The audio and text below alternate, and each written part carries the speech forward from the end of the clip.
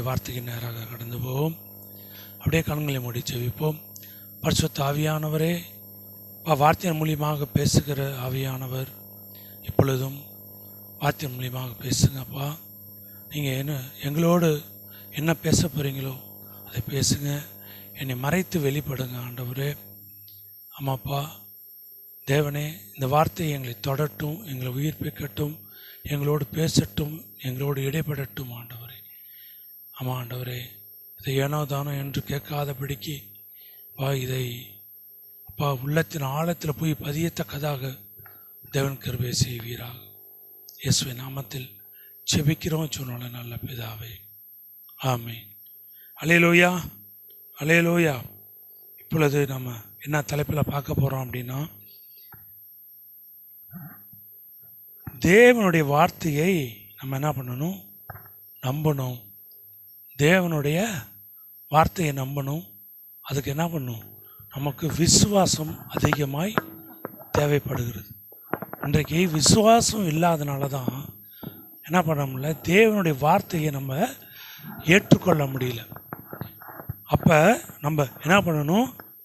தேவனுடைய வார்த்தையை பெற்றுக்கொண்டு விசுவாசத்தில் காத்துக்கொள்ளணும். விசுவாசத்தில் காத்துக்கொள்ளணும். ஒரு விசுவாசி என்ன பண்ணணும்?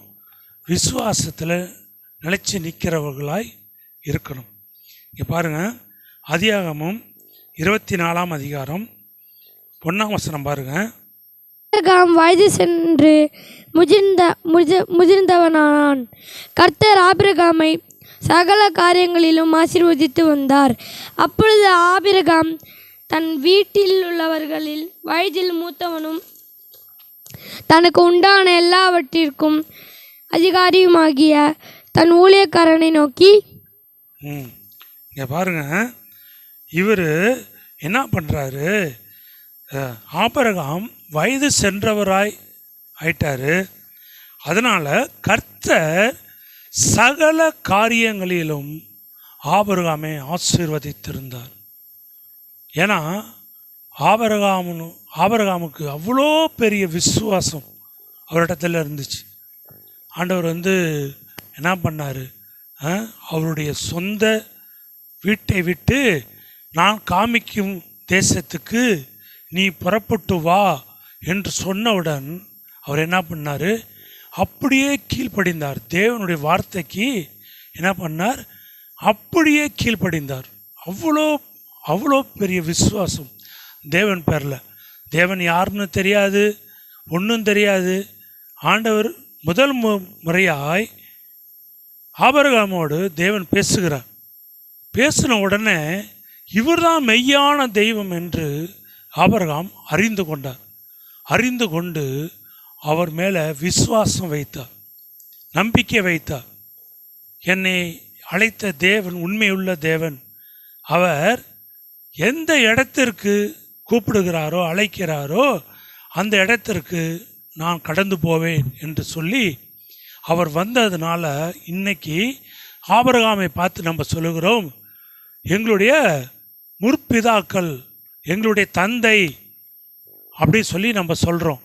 ஆனால் அவரை தேவன் அழைத்த பொழுது தன்னுடைய ஆசைகள் எல்லாத்தையும் விட்டு என்ன பண்ணுறார்?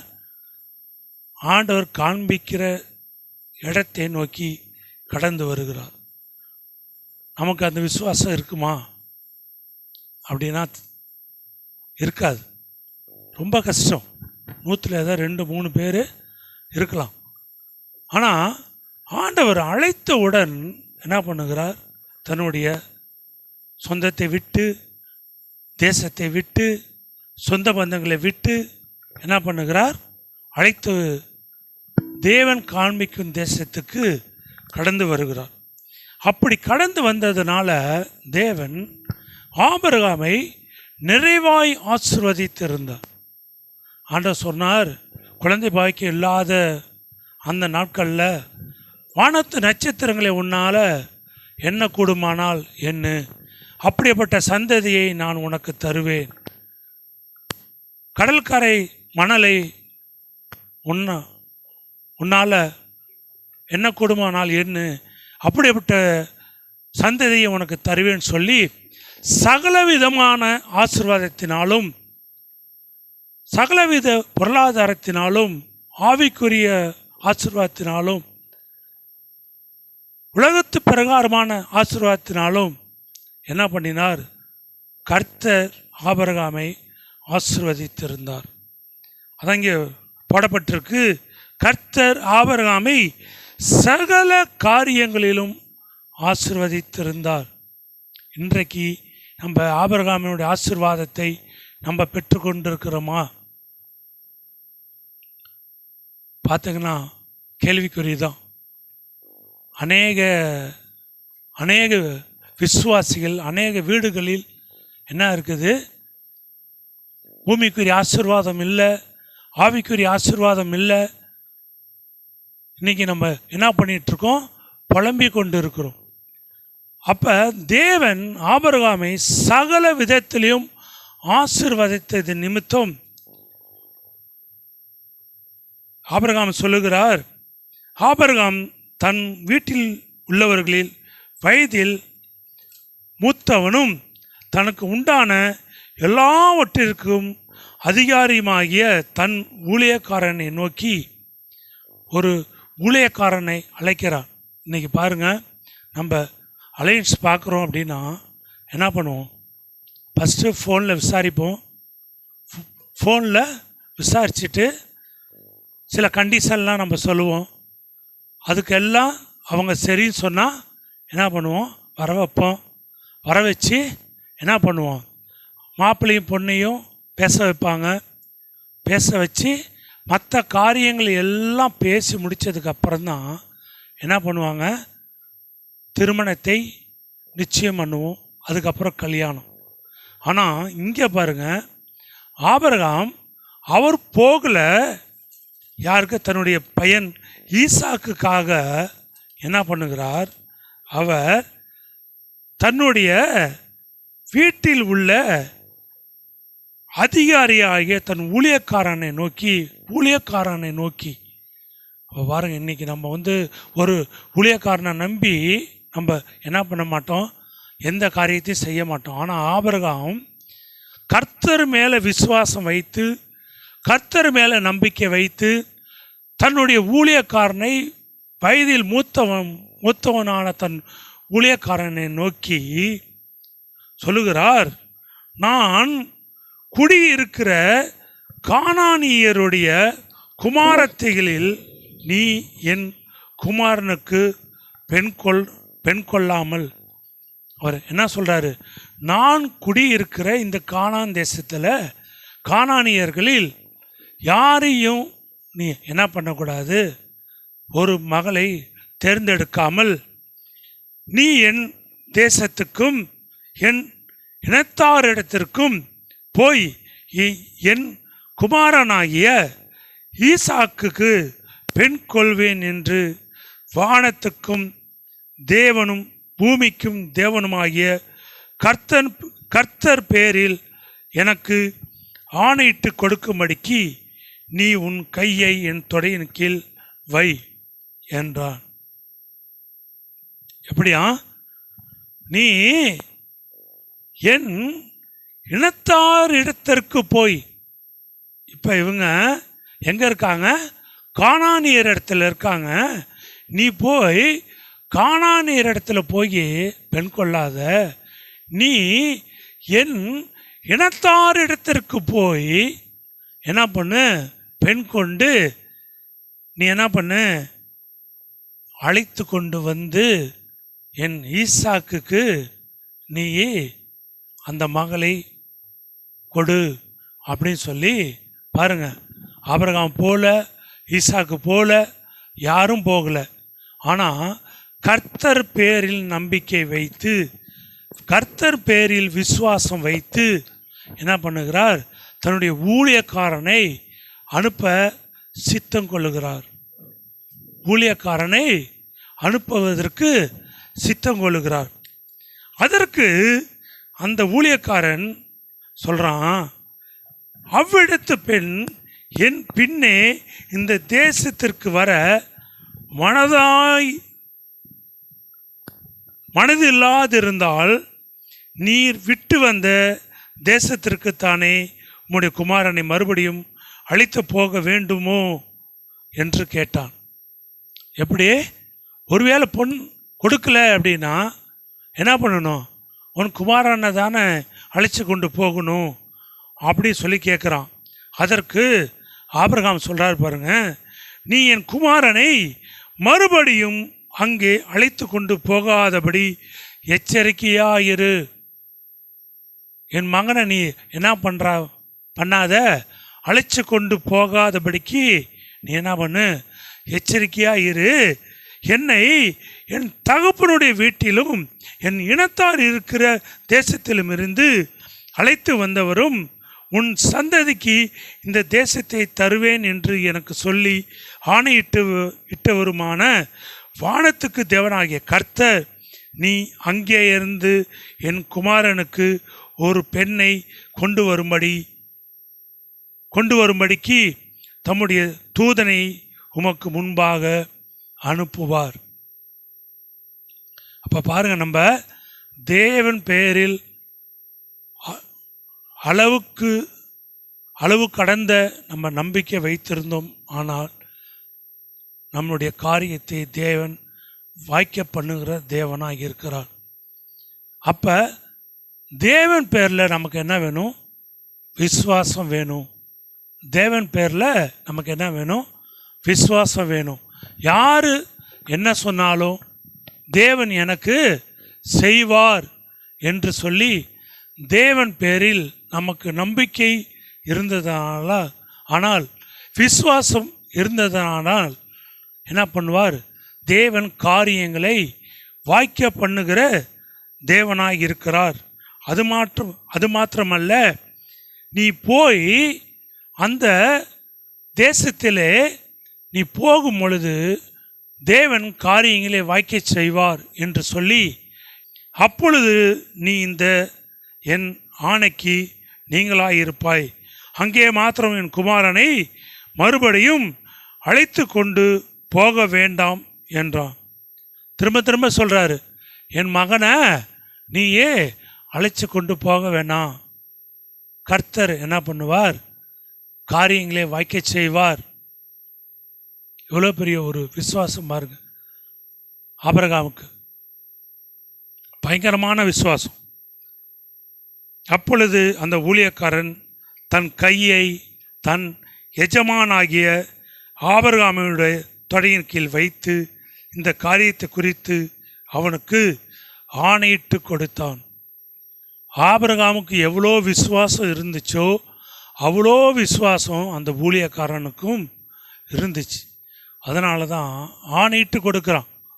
நான் ஈசாக்குக்கு என்ன பண்ணுவேன்? ஒரு பெண்ணை கொண்டு வருவேன், கர்த்தர் எனக்கு கட்டளையிடுவார் என்று சொல்லி என்ன பண்ணுகிறார்? கடந்து செல்கிறார். கடந்து செல்லும் போது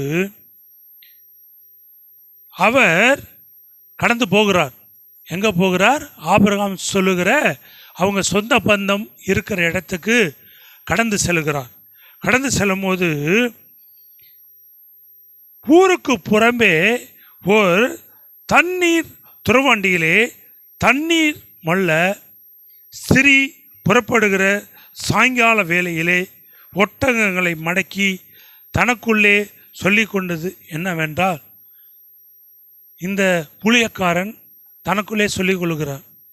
என்ன சொல்லிக் கொள்கிறார்? நான்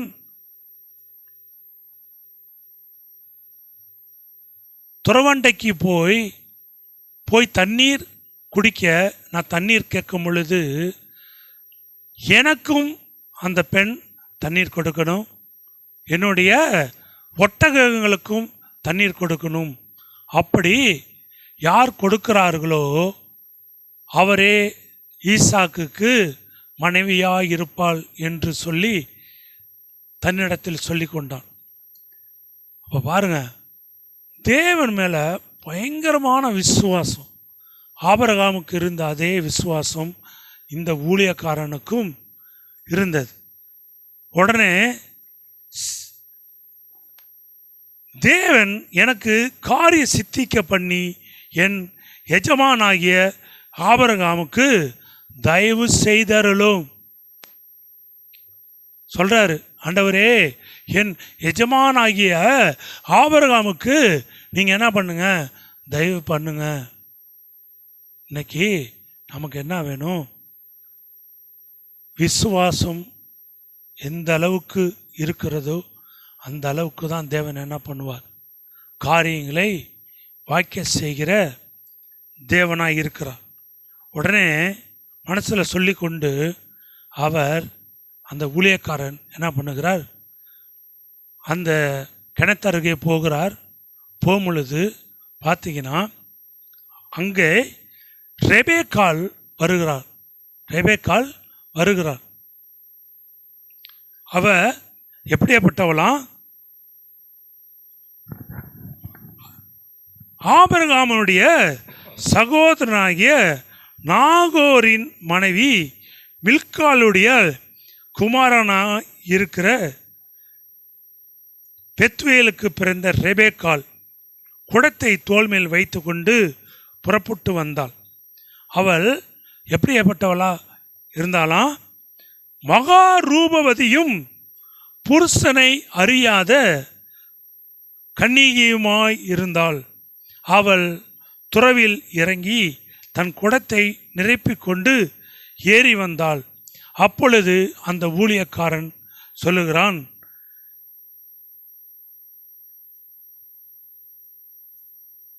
அவளுக்கு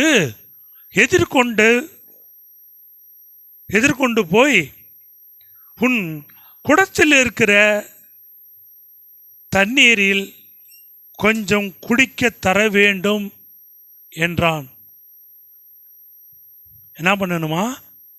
எனக்கு தண்ணீர் கொஞ்சம் குடிக்க கொடுங்க அப்படி சொல்லி இந்த ரெபேக்காளை பார்த்து இந்த ஊழியக்காரன் கேட்குறான். உடனே அவள் என்ன பண்ணுகிறாள்? தண்ணீரை கொடுக்கிறாள். கொடுத்தவுடன் அது மாத்திரமல்ல, நீங்கள் தண்ணீர் குடியுங்கள், நான் என்ன பண்ணுவேன், நீங்கள் கொண்டு வந்த அந்த ஒட்டகங்களுக்கும் நான் தண்ணீர் கொடுப்பேன். ஒட்டகம் எவ்வளோ தண்ணி குடிக்குது தெரியுங்களா? ஆமாம், குடமாக என்ன பண்ணும், தண்ணி குடிக்கும். நம்மளா இருந்தால் என்ன பண்ணுவோம்?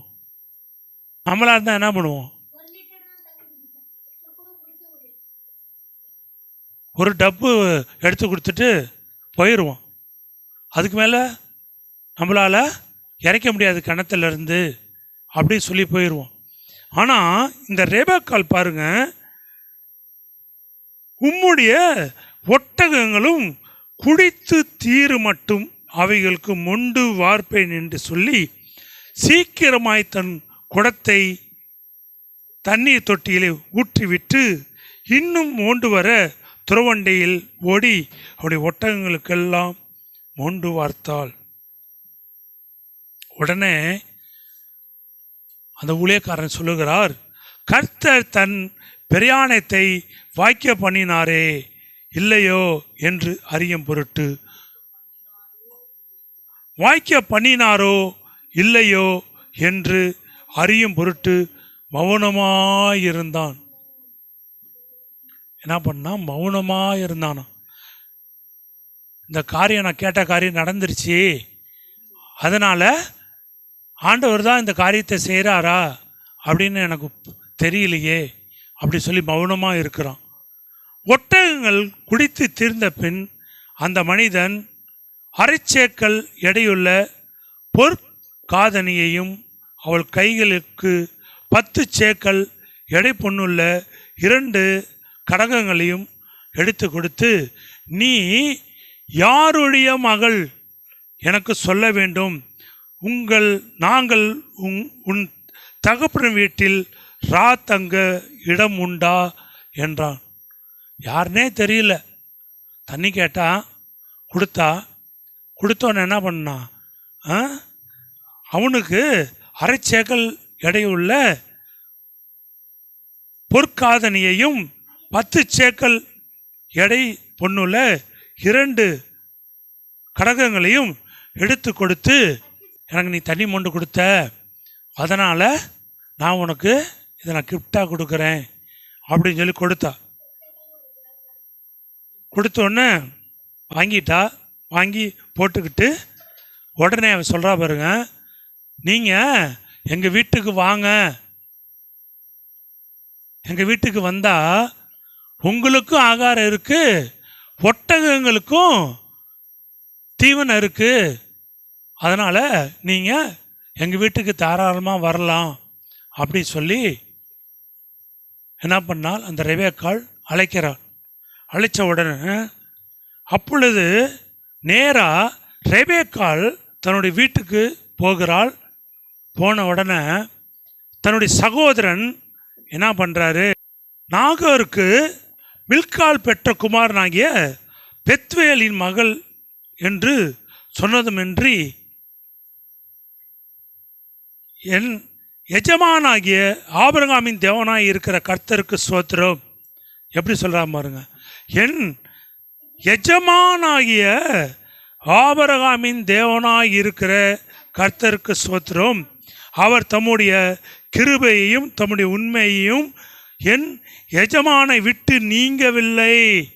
கர்த்தர் என் எஜமானுடைய சகோதரர் வீட்டுக்கு என்னை அழைத்து கொண்டு வந்தார் என்றான். எப்படியா?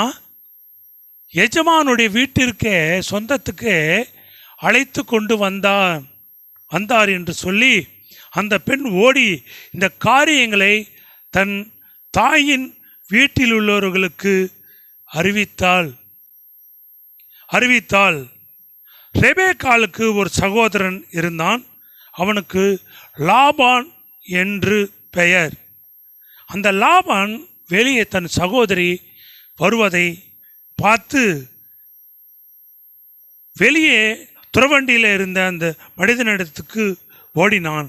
அவன் தன் சகோதரி தரித்திருந்த அந்த காதணியையும் அவள் கைகளில் போட்டிருந்த கடகங்களையும் பார்த்து, இன்னென்னபடி அந்த மனிதன் என்னோடு பேசினான் என்று தன் சகோதரி ரெபேக்காள் சொன்ன வார்த்தைகளை கேட்ட மாத்திரத்தில் அந்த மனிதனிடத்தில் வந்து அவன் துறவு அருகே ஒட்டகங்கள் அண்டையில் நின்று கொண்டிருந்தான்.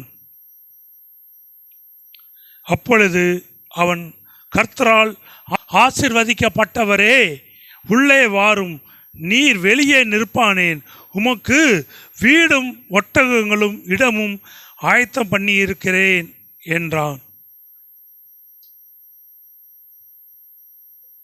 கர்த்தரால் ஆசீர்வதிக்கப்பட்டவரே, உள்ளே வாரும், நீர் வெளியே நிற்பானேன், உமக்கு வீடும் ஒட்டகங்களும் இடமும் ஆயத்தம் பண்ணி இருக்கிறேன் என்றார். அப்பொழுது அந்த மனிதன் வீட்டுக்கு போனான்.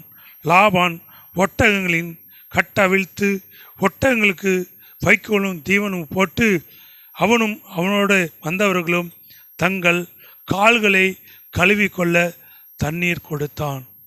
பின்பு அவனுக்கு முன்பாக போஜனம் வைக்கப்பட்டது.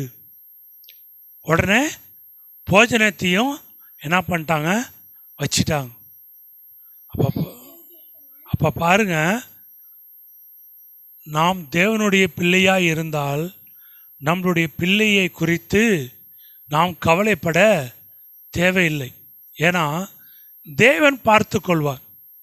நமக்கு விசுவாசமும் நம்பிக்கையும் தேவன் பேரில் முழுமையாக இருந்துச்சு அப்படின்னா தன்னுடைய பிள்ளைகளை குறித்து எந்த கவலையும் நாம் பட தேவையில்லை. தேவன் தன்னுடைய பிள்ளையினுடைய வாழ்வை பார்த்து கொள்வார். உடனே அவன் சொல்கிறான், என்னுடைய எஜமானனுடைய பையனுக்கு ஈசாக்குக்கு நான் என்ன பண்ணுறேன், பெண் பார்க்க வந்திருக்கிறேன். என்னுடைய எஜமான் இப்படி காரியங்களை என்னிடத்தில் பேசினார். நான் உள்ளத்தில் சொல்லிக்கொண்ட படியே தேவன் என்ன பண்ணினார், உன்னுடைய சகோதரியை அனுப்பினார். எனக்கும் தண்ணி கொடுத்தாள், என் ஒட்டகங்களுக்கும் தண்ணி கொடுத்தாள், தங்க இடம் கொடுத்தீங்க, ஆகாரம் கொடுத்தீங்க. அதனால் உங்களுக்கு ஈசாக்குக்கு பெண் கொடுக்க பிரியமாக இருந்தால் நான் இதை சாப்பிடுகிறேன் அப்படின்னு சொல்லி கேட்குறாள். கேட்டவுடன் என் எஜமானுடைய மனைவியாகிய சாராள் முதிர் வயதான போது என் எஜமானனுக்கு ஒரு குமாரனை பெற்றால் அவர் தமக்கு உண்டான யாவையும் அவனுக்கு கொடுத்திருக்கிறார். என் எஜமான் என்னை நோக்கி, நான் குடியிருக்கிற கானான் தேசத்திலுடைய குமாரத்திகளில் நீ என் குமாரனுக்கு பெண் கொள்ளாமல், இந்த ஊழியக்காரன் சொல்கிறான், கானான் தேசத்தில் உள்ள பெண்ணை நீங்கள் எடுக்காத. ஆமாம், அதனால் நீ என்ன பண்ணு, நீ என்னுடைய இனத்தார் இடத்திற்கு போய் என்ன பண்ணு, பெண் கொண்டு அழைத்து கொண்டு வா என்று சொன்ன பொழுது, நான் வழிபடும் கர்த்தர் உன்னோடே தம்முடைய தூதனை அனுப்பி உன் பிரயாணத்தை வாய்க்க பண்ணுவார். என் இனத்தாரிடத்திலும் என் தகப்பன் வீட்டிலும் நீ என் குமாரனுக்கு பெண் கொள்வாய். நீ என் இனத்தாரிடத்திற்கு போனால் என் ஆணைக்கு நீங்களாயிருப்பாய். அவர்கள் உனக்கு பெண் கொடாமற் போனாலும் நீ என் ஆணைக்கு நீங்களாயிருப்பாய் என்றார். உடனே இதெல்லாம் கேட்டவுடன் அவர் முடிவு பண்ணிட்டாங்க. என்ன முடிவு பண்ணிட்டாங்க? சரி, ரைட்டு, நம்ம தன்னுடைய மகளை என்ன பண்ணலாம், பெண் கொடுக்கலாம் அப்படின்னு சொல்லி முடிவு பண்ணிட்டாங்க. முடிவு பண்ணோன்னே 53ஆம் வசனம், பின்பு அந்த ஊழியக்காரன் வெள்ளி உடைமைகளையும் பொன் உடைமைகளையும் வஸ்திரங்களையும் எடுத்து ரெபேக்காளுக்கு கொடுத்ததுமன்றி அவளுடைய சகோதரனுக்கும் தாய்க்கும் சில உச்சிதங்களையும் கொடுத்தான். பின்பு அவனும் அவனோடு இருந்த மனிதரும் புசித்து குடித்து தங்கினார்கள். காலையிலே எழுந்திருந்து அவன், என் எஜமானிடத்திற்கு என்னை அனுப்பிவிடுங்கள் என்றான். இன்னைக்கு தான் என்ன நடக்குது, பெண் வீட்டார் பெண் கொடுக்கும் பொழுது வரதட்சணை கொடுக்குறாங்க. கட்டில், மெத்த, பீரோ, வீட்டுக்கு தேவையான சகலமான காரியங்கள், மாப்பிள்ளைக்கு மோதிரம், செயின் எல்லாம் கொடுக்குறாங்க. ஆனால் ஆபிரகாம் வாழ்ந்த நாட்களில் அந்த ஊழியக்காரன் ரெபேக்காளுக்கு பொண்ணும் வெள்ளியும் கொடுத்து என்ன பண்ணுறோம், பெண்ணை கொடுக்கும்போது தங்கம், ட்ரெஸ்ஸு, பீரோ, கட்டில், மெத்த, பீரோ, வாஷிங் மிஷினு, சகல விதமான காரியங்களையும் பெண் வீட்டார் கொடுக்குறாங்க. ஆனால் வேதம் சொல்லுகிறது, என்ன சொல்லுது, நீ என்ன பண்ணு, நீ கொடுத்து அழைச்சிட்டு வான்னு சொல்லி அவன் என்ன பண்ணுறான், அந்த ஊழியக்காரன் ரெபேக்காளுக்கு கொடுக்குறான், சகோதரனுக்கு கொடுக்குறான், மாமியாருக்கு கொடுக்குறான், எல்லாத்தையும் கொடுத்து ரெபேக்காளை அழைத்து, நீ இந்த மனிதனோட கூட போகிறாயா என்று கேட்டார்கள். அவள் போகிறேன் என்றாள். அவனை பார்க்கல, மாப்பிள்ளையை பார்க்கல, யாரையும் பார்க்கல, ஒன்றும் பார்க்கல. சொன்ன உடனே அவ்வளோ பெரிய ஒரு விசுவாசம், நான் போகிறேன் அப்படின்னு சொல்லி கூட கிளம்பிட்டான். அப்போ பாருங்க, இவங்க ரெபேக்காளை வாழ்த்துறாங்க. எப்படி வாழ்த்துறாங்களாம், ரெபேக்காளை வாழ்த்தி, எங்கள் சகோதரியே, நீ கோடா கோடியாய் பெருகுவாயாக, உன் சந்ததியார் தங்கள் பகைஞருடைய வாசல்களை சுதந்திரித்துக் கொள்வார்களாக என்று ஆசீர்வதித்தார்கள்.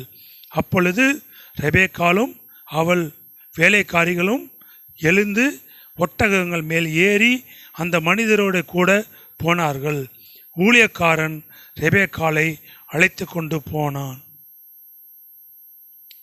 எப்படிங்க அது, ஒரு ஒரு யாருன்னே தெரியாத ஒரு வேலைக்காரனை நம்பி இவர்கள் என்ன பண்ணுறாங்க, தன்னுடைய மகளை அனுப்புகிறார்கள். ஈசாக்கு சாயங்கால வேளையிலே தியானம் பண்ண வெளியிலே போயிருந்து தன் கண்களை ஏறெடுத்து பார்த்தபோது ஒட்டகங்கள் வர கண்டான். ரெபெக்காளும் தன் கண்களை ஏறெடுத்து ஈசாக்கை கண்டபோது ஊழியக்காரனை நோக்கி, அங்கே வெளியிலே நமக்கு எதிராக நடந்து வருகிற அந்த மனிதர் யார் என்று கேட்டால், அவர்தான் என் எஜமான் என்று ஊழியக்காரன் சொன்னான். அப்பொழுது அந்த ஒட்டகத்தை விட்டு இறங்கி முக்காடிட்டு கொண்டாள். எவ்வளோ ஒரு தாழ்மை பாருங்க. உடனே முக்காடிட்டு கொண்டாள். ஊழியக்காரன் தான் செய்த சகல காரியங்களையும் ஈசாக்குக்கு விவரித்து சொன்னான். அப்பொழுது ஈசாக் ரெபெக்காளை தன் தாய் சாராளுடைய கூடாரத்துக்கு அழைத்து கொண்டு போய் அவளை தனக்கு மனைவியாக கொண்டு அவளை நேசித்தான். ஈசாக்கு தன் தாய்க்காக கொண்டிருந்த துக்கம் நீங்கி ஆறுதல் அடைந்தான். அப்போ பாருங்கள், தன்னுடைய தாயாருடைய துக்கம் நீங்கும்படியாக, தகப்பனாருடைய துக்கம் நீங்கும்படியாக என்ன பண்ணுறான், ரெபெக்காளை தனக்கு மனைவியாக கொண்டால் சொல்லி வேதம் சொல்லுகிறது. அப்போ நம்ம தேவ பிள்ளைகளாகிய நமக்கு என்ன இருக்கணும், விசுவாசம் இருக்கணும், நம்பிக்கை இருக்கணும். இருந்தால் தான் நம்ம என்ன பண்ண முடியும், தேவன் சொல்லுகிற அந்த பாதையில் கடந்து செல்ல முடியும். எவ்வளோ பெரிய ஒரு காரியம் பாருங்க. தன் வேலைக்காரனை நம்பி ஆபிரகாம் என்ன பண்ணுகிறார், அனுப்புகிறார். அந்த வேலைக்காரனும் ஆபிரகாமுடைய சொல்லுக்கு கீழ்ப்படிந்து நடந்து ரெபெக்காளை அழைத்து கொண்டு வந்து உண்மையும் உத்தவமாய் என்ன பண்ணுகிறான், ஈசாக்கினிடத்தில் கொடுத்து திருமணம் பண்ணுகிறார். அப்போ தேவ பிள்ளைகளாகி நம்ம, ஐயோ எனக்கு திருமணம் ஆகலையே, நான் என்ன பண்ணுவேன், ஏது பண்ணுவேன், மாப்பிள்ளை கிடக்கையே,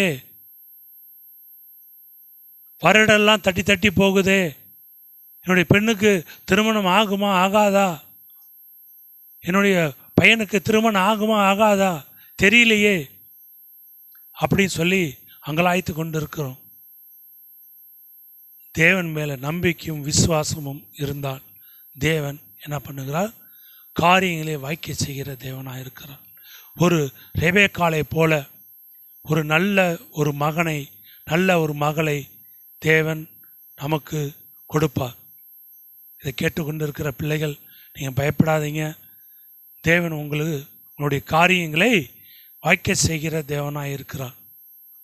கர்த்தரால் ஆசீர்வதிக்கப்பட்டவரே உள்ளே வாரும், நீர் வெளியே நிற்பானேன், உமக்கு வீடும் ஒட்டகங்களும் இடமும் ஆயத்தம் பண்ணி இருக்கிறேன். அப்போ வெளியில் நிற்காதீங்க, தேவனிடத்தில் வாங்க. தேவன் நம்மளை ஆசீர்வதிக்கிற தேவனாக இருக்கிறார். அப்படியே கண்களை மூடி ஜெபிப்போம். பரிசுத்த ஆவியானவரே, அப்பா உமக்கு நாங்கள் நன்றி செலுத்துகிறோம். அம்மாப்பா, ஆபிரகாமுடைய விசுவாசத்தின் நிமித்தம் அம்மாப்பா தன்னுடைய தாயினுடைய துக்கம் நீங்கும்படியாக வேலைக்காரனை நம்பி, ஊழியக்காரனை நம்பி அம்மா ஆண்டவரே அனுப்பினது நிமித்தம் ஒரு ரெபெக்காளை தேவன் கொடுத்தீங்களே ஆண்டவரே. ஈசாக்குக்கு ஏற்ற ஒரு ரெபெக்காளை கொடுத்து தேவன் ஆசீர்வதித்தீங்களே ஆண்டவரே. அப்படியாக ஆண்டவரே, இதை கேட்டுக்கொண்டு இருக்கிற பிள்ளைகள், பார்த்து கொண்டு இருக்கிற பிள்ளைகள் யாராக இருந்தாலும் திருமணம் ஆகாமல் இருந்தால் கவலைப்படாதீங்க. தேவன் உங்கள் திருமணத்தை நடத்தி வைக்க வல்லமையுள்ளவராக இருக்கிறார். காரியம் கைகூடி வரலையா, காரியங்கள் தள்ளி போகுதா, அலைன்ஸ் தள்ளி போகுதா, நீங்கள் கவலைப்படாதீங்க. ஆபிரகாமை போல நம்பிக்கை வைங்க, விசுவாசத்தில் காத்துருங்க. ஏற்ற நேரம், ஏற்ற நேரையில், ஏற்ற வேலையில் தேவன் உங்களை ஆசீர்வதிக்கிற தேவனாக இருக்கிறார். நல்ல ஒரு மாப்பிள்ளையும் நல்ல ஒரு பொண்ணையும் தேவன் கொடுக்கிற தேவனாக இருக்கிறார். அதுக்கு விசுவாசமும் நம்பிக்கை வேணும். தளர்ந்து போயிடாதீங்க, சோர்ந்து போயிடாதீங்க. உங்களுடைய ஆத்மா சரீரம் சோர்ந்து போய் இருக்கிறதா, கவலைப்படாதீங்க. தேவன் உங்களை ஆசீர்வதிக்கிற தேவனாக இருக்கிறார். காரியங்களை வாய்க்க செய்கிற தேவனாக இருக்கிறார். அப்போ அப்படி நாம மகிமைப்படட்டும். இயேசுவின் நாமத்தில் ஜெபிக்கிறோம் சொன்னோம் நல்ல பிதாவே. ஆமென்.